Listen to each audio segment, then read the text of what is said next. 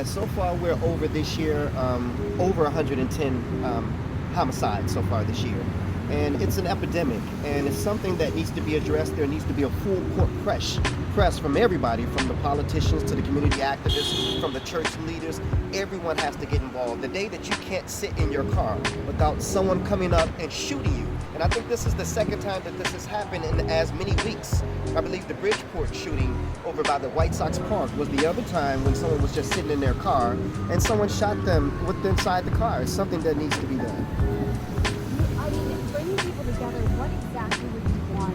Like, can you speak on specific? Yes. So we have to open up the school system because we have to start where we can reach the largest amount of young people at one time. We have to go into the schools. We have to do more mentorship programs.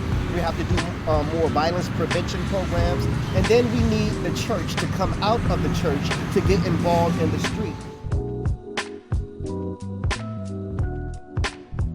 And I will make a bold statement and say to anyone who's attending church and paying tithes, if your church is not involved in what's going on out here in this community, stop paying your tithes and give that money to these community activists and to these organizations who are out here making a difference on our streets. You haven't mentioned trying to get the guns off the streets.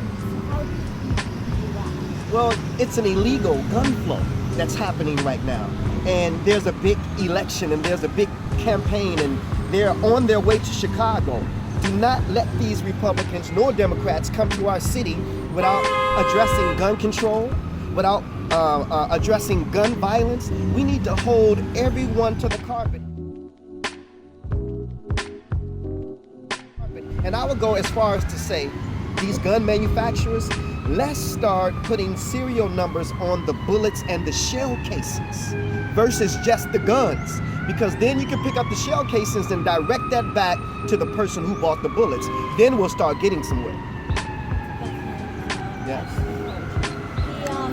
you think there's also just a philosophy where people aren't valuing human life? Well, that's a part of it. Another part of it is poverty. Another part of it is lack of employment in the poorest areas in our communities. And then you mix that with drugs. And then it gives people the courage that when they are angry, now they can go pick up a gun and do something to another human being, but it's all self-hate.